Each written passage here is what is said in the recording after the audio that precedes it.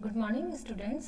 आज का हमारा टॉपिक है natural resources, their management and remediation. Myself Anita Malav, assistant professor, department of botany, JDB government girls college Kota. Natural resources क्या होते हैं? एनी कंपोनेंट जो नेचुरल एनवायरनमेंट में उपस्थित हैं और मानव अपने वेलफेयर के लिए उनका उपयोग करता है, इन सभी कंपोनेंट्स को हम नेचुरल रिसोर्सेज कहते हैं। अब नेचुरल जो रिसोर्सेज होता है वो कोई सब्सटेंस हो सकता है, एनर्जी हो सकती है, नेचुरल प्रोसेस हो सकता है, कोई भी फेनोमेनन हो सकता है। हम जानते हैं कि जो अर्थ बायोस्फीयर है, यहाँ पर diverse kinds of environments present हैं, डिफरेंट चीज़ें उपस्थित हैं जो मानव अपने लिए उपयोग में लेता है, जिसे हम नेचुरल रिसोर्सेज कहते हैं। जैसे लैंड, सॉयल, वाटर, ग्रासलैंड्स। इसके अलावा जो इम्पोर्टेंट हैं, इम्पोर्टेंट में सबसे ज़्यादा से हम देखते हैं कि सॉयल, वाटर, ये ज़्यादा इम्पोर्टेंट या लाइफ सपोर्टिंग सिस्टम हम इनको कहते हैं। हम ये देखते हैं कि मानव जब से सिविलाइजेशन हुआ है तब से नेचुरल रिसोर्सेज को काफ़ी ज़्यादा एक्सप्लॉइट कर रहा है, मतलब उनको बहुत ज़्यादा यूज़ कर रहा है। इस वजह से नेचुरल रिसोर्सेज का डिप्लीशन होने लग गया है। जैसे जैसे ह्यूमन पॉपुलेशन बढ़ती जा रही है वैसे वैसे नेचुरल रिसोर्सेज का ज़्यादा उपभोग कर रहा है। इस वजह से इनका डिस्ट्रक्शन और डैमेज होता जा रहा है नेचुरल रिसोर्सेज का। आज के इस लेक्चर में हम नेचुरल रिसोर्सेज के बारे में पढ़ेंगे, उनका क्या कारण है कि उनका डिग्रेडेशन हो रहा है और उनका कंजर्वेशन हम कैसे कर सकते हैं। क्लासिफिकेशन ऑफ नेचुरल रिसोर्सेज, इनको हम दो कैटेगरी में बांट सकते हैं, इनएग्जॉस्टिबल एंड एग्जॉस्टिबल। तो इनएग्जॉस्टिबल ऐसे रिसोर्सेज होते हैं जो अनलिमिटेड क्वांटिटी में पृथ्वी पर उपस्थित हैं और ह्यूमन एक्टिविटी से ज़्यादा अफेक्टेड नहीं होते हैं, लेकिन कभी कभी कुछ ह्यूमन एक्टिविटी से अफेक्टेड हो सकते हैं, जैसे पॉल्यूशन से हवा की क्वालिटी में चेंज आ जाना। तो इनएग्जॉस्टिबल जो है जो सोर्सेज होते हैं, इसमें सोलर एनर्जी है, विंड पावर है, rainfall, power of tides, hydro power, ये सब इनएग्जॉस्टिबल रिसोर्सेज हैं जो अनलिमिटेड पृथ्वी पर उपस्थित हैं। एग्जॉस्टिबल सोर्सेज को दो भागों में बांटा है, रिन्यूएबल एंड नॉन रिन्यूएबल। तो एग्जॉस्टिबल जो रिसोर्सेज होते हैं they have finite supply on the earth, और ज़्यादा दोहन होने से ये ख़त्म भी हो सकते हैं। जैसे रिन्यूएबल सोर्सेज में है water, soil fertility, natural vegetation, wild life, aquatic animals and humans. तो अधिकतर जो बायोटिक रिसोर्सेज हैं वो कैसे हैं? रिन्यूएबल हैं। The growth and reproduction of these resources can be successfully managed so that these resources are continuously regenerated, but इनका consumption अगर ज़्यादा रहा या कंटिन्यूसली अगर हम इनको उपयोग कर रहे हैं, या यूँ कहें कि rate of consumption exceeds the rate of renewable, तो क्या होगा? तो ये काफ़ी अफेक्टेड होते हैं ये सोर्स, और यह इनकी क्वालिटी ख़त्म हो सकती है या फिर ये टोटली एग्जॉस्टेड भी हो सकते हैं। तो जैसे हम बात करें रिन्यूएबल सोर्सेज से वाटर, सॉइल फर्टिलिटी है, नेचुरल वेजिटेशन है, फॉरेस्ट है, वाइल्ड लाइफ है, marine and fresh water systems हैं। सेकेंड एग्जॉस्टिबल सोर्स है नॉन रिन्यूएबल। तो some biotic resources are non renewable, that is they cannot be regained or reconstructed once they are used up. Example कोई biological species है which have evolve in nature during the course of millions of year. तो अगर उसको एक बार अगर ख़त्म हो जाता है तो वो नहीं आ सकता, तो उसको हम क्या कहेंगे? Non renewable resources. कोई भी बायोलॉजिकल स्पीशीज हो सकती है। इसके अलावा मिनरल्स, फॉसिल फ्यूल्स, ये सब क्या है? नॉन रिन्यूएबल सोर्सेस हैं और कैन नॉट बी जनरेटेड। अगर इनको हम ज़्यादा एक्सट्रैक्ट कर लेते हैं तो उनको पुनः जनरेशन नहीं किया जा सकता। मुख्य नेचुरल रिसोर्सेज में water, soil, energy and wild life है। यहाँ हम इस लेक्चर में वाटर, सॉइल और एनर्जी को पढ़ेंगे। तो सबसे पहले है वाटर रिसोर्सेज। पृथ्वी पे हम देखेंगे तो 3/4 जो पृथ्वी की जो सरफेस है ऑक्यूपाइड बाय ओशंस, और ओशंस में 97.5% वाटर जो उपस्थित है वो ओशंस के रूप में है, जो कि कैसा है, सलाइन कंडीशन में। इसके बाद 2.5% ही फ्रेश वाटर है जो ह्यूमन यूज़ करते हैं, लेकिन 2.5% भी उनको डायरेक्टली यूज़ नहीं हो रहा, क्योंकि इसमें से भी 1.97% तो फ्रोज़न वाटर है जो ग्लेशियर फॉर्म में है, और ग्राउंड वाटर जो है वो केवल 0.5% है। इसके अलावा लेक में और रिवर्स में जो वाटर है वो 0.02% है, सॉइल में मॉइस्चर के रूप में 0.01% और एटमॉस्फेयर में ह्यूमिडिटी के रूप में 0.0001% उपस्थित है। तो हम देखते हैं कि कितना कम पानी हमारे लिए ह्यूमन कंजप्शन के लिए अवेलेबल है। उसमें से भी कंट्री टू कंट्री और एक ही कंट्री में रीजन टू रीजन वेरी करता है पानी की उपलब्धता, यानी सब जगह पानी की उपलब्धता समान नहीं है। तो हम पानी को कहाँ कहाँ उपयोग कर रहे हैं? हमारा जो पानी का कंजप्शन है सिंस 1950 के बाद से 4 to 8% पर ईयर बढ़ रहा है, हर साल बढ़ रहा है। अगर हम वर्ल्ड वाइड देखें तो 70% वाटर को हम एग्रीकल्चर में यूज़ करते हैं, 10% को हम डोमेस्टिक और म्यूनिसिपल सप्लाईज में यूज़ करते हैं, और जो बचता है उसको हम इंडस्ट्रीज़ में, सीमेंट माइनिंग में, फार्मास्यूटिकल, डिटर्जेंट और लेदर इंडस्ट्री में यूज़ कर रहे हैं। इस प्रकार देखते हैं कि अवेलेबिलिटी ऑफ वाटर है 1950 के बाद से हम देखते हैं कि 2/3 पानी ही रह गया है। The water requirement of major water consuming industries such as agriculture, refineries, petrochemical, fertilizers and chemicals has grown 40 times. 40 गुना पानी जो कंजप्शन है वो बढ़ गया है। इसके बाद अगर हम देखें 1990 से तुलना करें तो 2025 तक एग्रीकल्चर सेक्टर में 2 गुना पानी का कंजप्शन दुगना हो जाएगा। इसी प्रकार से डोमेस्टिक फील्ड पे 3 गुना और इंडस्ट्रियल सेक्टर पे 2 गुना पानी जो है इंक्रीज हो जाएगा, 2-fold इंक्रीज हो जाएगा यह रेस्पेक्टिवली बाय 2025, यानी 2025 तक इतना गुना पानी कंजप्शन बढ़ सकता है। अब वाटर रिसोर्सेज के साथ जो प्रॉब्लम्स हम फेस कर रहे हैं वह यह है कि हम देखें कि 40% ऑफ वर्ल्ड की पॉपुलेशन एरिड और सेमी एरिड रीजन में रहती है, वहाँ पर भी उनको पानी बहुत कम मात्रा में मिल रहा है। इसके अलावा भी पानी का दोहन इतना ज़्यादा किया जा रहा है कि जो ग्राउंड लेवल वाटर है वो तो बिल्कुल बहुत कम रह गया है। दूसरा, जो रेनफॉल बारिश होने के बावजूद भी जो भी ग्राउंड वाटर है या पोन्ड्स या लेक्स हैं वो भी रिचार्ज दोबारा नहीं हो पा रहे हैं। इस प्रकार देखते हैं कि एक्सेसिव इरिगेशन सेमी एरिड और एरिड रीजन्स में करने के कारण वहाँ पर जो है सॉल्ट का एक्यूमुलेशन हो गया, जिससे प्रोडक्टिविटी धीरे धीरे कम होती जा रही है। दूसरा, जो भी फ्रेश वाटर जो हमें उपलब्ध है वो भी लगातार गंदा होता जा रहा है, तो वाटर क्वालिटी भी बड़ी ख़राब होती जा रही है। एस्चुरीज जो हैं वो मोर सलाइन हो गए हैं और उनकी प्रोडक्टिविटी भी कम हो गई है क्योंकि वहाँ जो पानी है सरफेस वाटर आर ओवरड्रोन, वहाँ पर भी पानी कम हो गया है। हैवी रेनफॉल भी अगर होती है तो ड्यू टू सॉइल इरोजन वहाँ पर भी पानी जो है ग्राउंड लेवल पर नहीं जा रहा है। इस प्रकार से हम देखते हैं कि जो पानी है वो पूरा रिचार्ज नहीं हो पा रहा है ज़मीन में। Now conservation management of water, main approaches for conservation of water. तो सबसे पहले तो हमें एग्रीकल्चर में भी अगर पानी का हम यूज़ करें तो बहुत ही संभल कर हमें करना चाहिए, एफिशिएंटली हमें करना चाहिए, क्योंकि जो पानी हम खेतों में देते हैं तो 50% ही उपयोग में आता है और बाकी बह जाता है। तो हमें कैसे ड्रिप इरिगेशन हमें यूज़ करना चाहिए, बूंद बूंद सिंचाई की जानी चाहिए।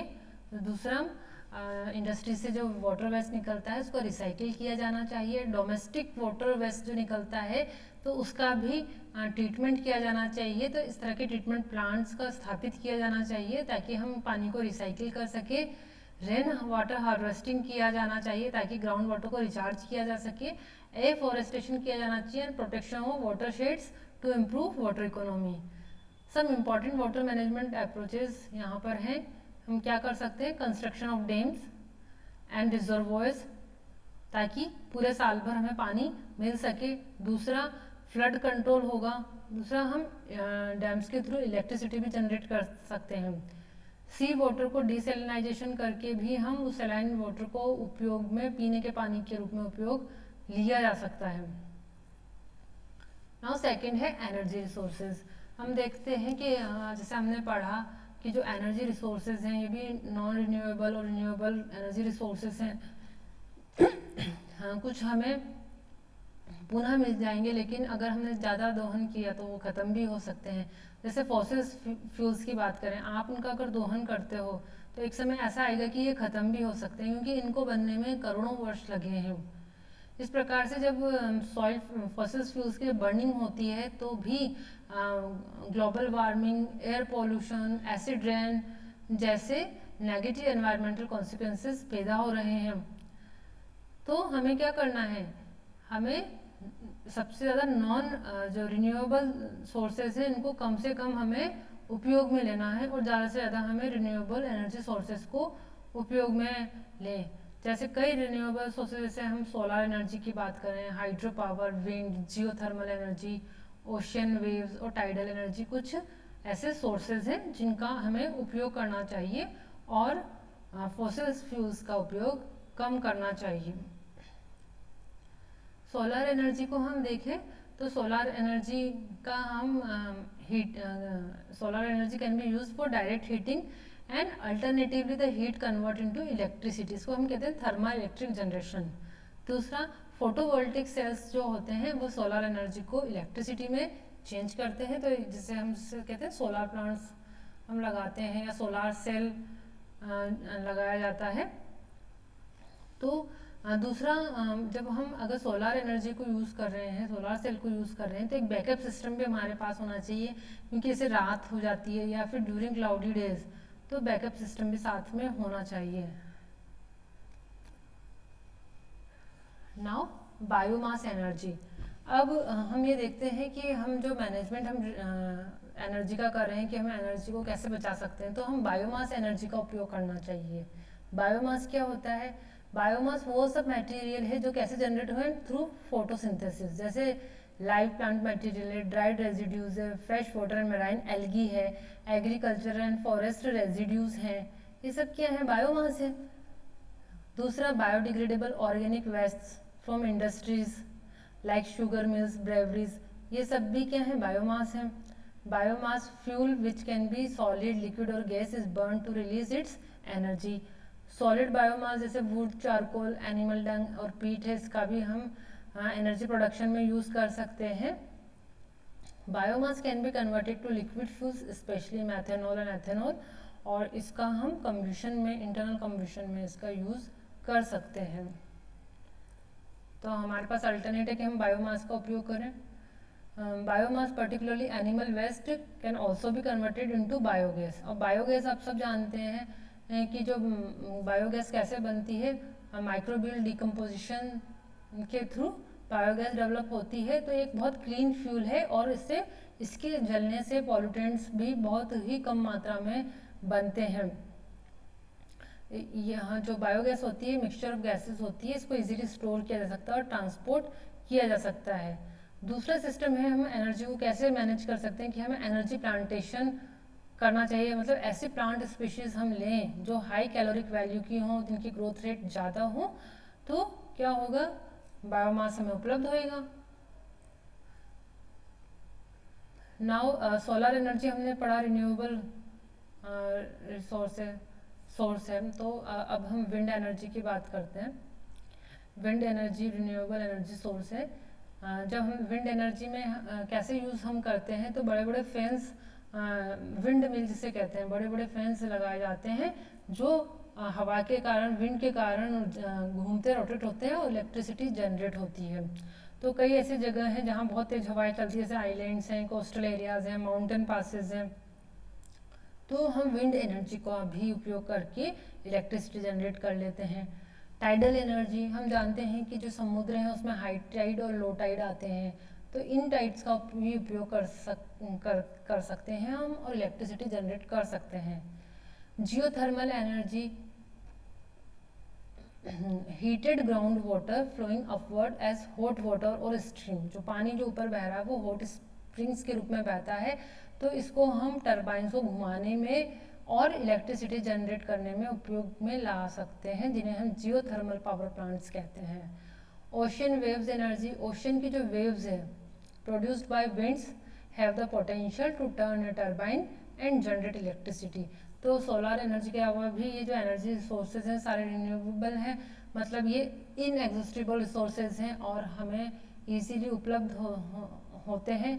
बस ज़रूरत है हमें हाई टेक्निक्स बनाने की, ताकि हम इन एनर्जी का उपयोग करके इलेक्ट्रिसिटी जनरेट कर सकें। नाउ थर्ड हमारा सॉइल रिसोर्सेज आता है। Land is among the most important natural resources, it covers only about 30% of the total area of the earth surface. इतना कम हमारे पास लैंड है। और अगर हम ये देखते हैं कि जो बायोटिक प्रोडक्शन हमारा हो रहा है, जो भी पेड़ पौधे होते हैं वो किस पे डिपेंड करते हैं, सॉइल की फर्टिलिटी पे डिपेंड करते हैं। सॉइल के अंदर क्या क्या चीज़ें होती हैं, सॉइल के अंदर inorganic particles, organic matter, air, water and variety of organism होते हैं। तो सॉइल को बनने में लाखों साल लगे हैं, क्योंकि जो सॉइल के अंदर जो फिजियोकेमिकल प्रॉपर्टीज़ हैं उसको बनने में काफ़ी टाइम लगा है। लेकिन जो ह्यूमन एक्टिविटीज़ के कारण सॉइल इरोजन और डिप्लीशन ऑफ फर्टिलिटी, सॉइल की फर्टिलिटी भी कम होती जा रही है। सॉइल इरोजन क्या होता है? तो movement of water and air remove the top soil from the land by the process of erosion. तो जो वाटर और हवा के कारण ऊपर की जो टॉप सॉइल है वो बिल्कुल हट जाती है, इसको सॉइल इरोजन कहते हैं। Abundant plant cover significantly reduces soil erosion. हम देखते हैं कि अगर प्लांट्स ज़्यादा हैं तो वहाँ सॉइल इरोजन कम होगा। ह्यूमन एक्टिविटीज़ के कारण सॉइल इरोजन हुआ है, क्योंकि ह्यूमन एक्टिविटी के कारण हमने बहुत ज़्यादा प्लांटेशन को ख़त्म कर दिया है, फॉरेस्ट को हमने ख़त्म कर दिया है। तो हम ये देखते हैं कि millions of tons of top soil are eroded into sea each year. जितनी भी अधिकतर टॉप सॉइल है वो सारी बह के कहाँ जा रही है, सी में जा रही है, समुद्रों में जा रही है।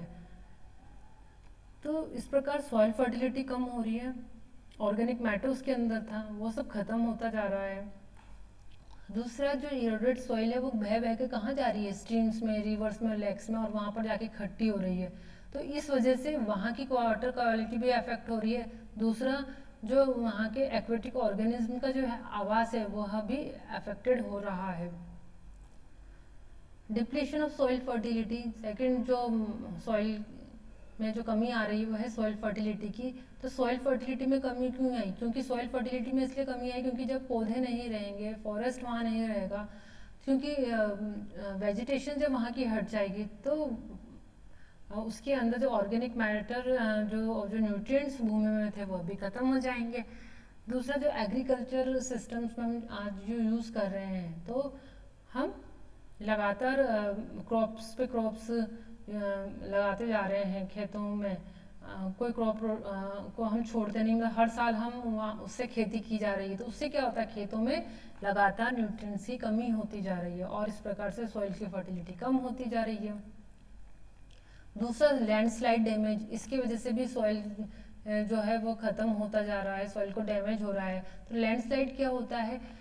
लैंडस्लाइड में क्या होता है कि जो भूमि, ज़मीन जो होती है, रॉक्स होती है, वो अपवर्ड और डाउनवर्ड मूवमेंट्स उसमें हो जाते हैं।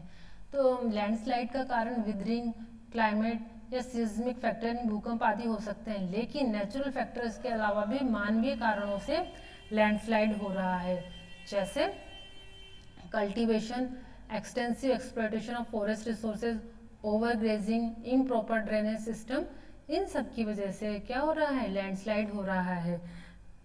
Generally the destruction of habitat results in loss of biodiversity. हम ये देखते हैं कि अगर हैबिटेट वहाँ का लॉस होता है तो बायोडाइवर्सिटी भी वहाँ की लॉस हो जाती है, क्योंकि लैंडस्लाइड से क्या होगा, जो बायोडाइवर्सिटी है, उनके हैबिटेट आवास खत्म हो जाएंगे। तो लैंडस्लाइड से काफ़ी सॉइल को डैमेज हो रहा है, वहाँ की बायोडाइवर्सिटी को डैमेज हो रहा है।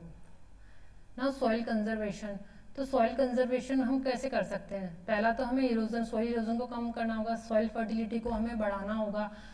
तो आजकल कंजर्वेशन की, खेती करने की एक नई विधि है जिसको हम कंजर्वेशन टिलेज कहते हैं। इसके अंदर हम क्या करते हैं कि ज़्यादा जुताई नहीं करते। ज़्यादा जुताई हम नहीं करते तो उससे क्या होता है, ये जो पुरानी फसल के भी जो उसमें रेजिड्यू होते हैं वो उसी में रह जाते हैं, जो उसके ऑर्गेनिक मैटर को बढ़ाते हैं। तो आजकल जो नई खेती की विधि है वह है कंजर्वेशन टिलेज, और ऑर्गेनिक फार्मिंग हमें यूज़ करनी चाहिए। क्रॉप रोटेशन हमें यूज़ करना चाहिए, कंटूर प्लाउइंग हमें यूज़ करनी चाहिए। दूसरा, सीढ़ीदार खेती का उपयोग हमें करना चाहिए। तो कन्वेंशनल टिलेज जैसे मैंने बताया, इसके अंदर हम क्या करते हैं कि जुताई हम या तो ना के बराबर करते हैं या बहुत कम करते हैं। इससे क्या होता है कि जो सॉइल का मॉइस्चर है और न्यूट्रिएंट्स है वो बना रहता है, क्योंकि हमने जो प्रीवियस क्रॉप है उसके कुछ रेजिड्यूज भी उसी के अंदर मिल जाते हैं। तो इस प्रकार से सॉइल की फर्टिलिटी को इंक्रीज करते हैं। अब ये है कि अब इरोडेड सॉइल को इम्प्रूव करने के हमने दो तरीके हैं कि कैसे आप इरोडेड सॉइल को इम्प्रूव करोगे। पहला तो stabilizing the soil to prevent further erosion, और दूसरा रिस्टोरिंग द सॉइल फर्टिलिटी। अब सॉइल में स्टेबलाइजेशन हम कैसे करेंगे, तो हमें जो भूमि है, बेयर लैंड्स हैं, बेयर ग्राउंड्स हैं, वहाँ पर हमें पौधारोपण करना है। तो कैसे हमें वहाँ पर पौधे लगाने चाहिए, जो ड्राउट रेजिस्टेंट ग्रासेस वो लगानी हमें चाहिए। तो वहाँ पर क्या होगा, इरोजन नहीं होगा और टॉप सॉइल जो है वो बह के नहीं जाएगी। With increase addition of detritus the soil organic matter, nutrients and moisture level improve.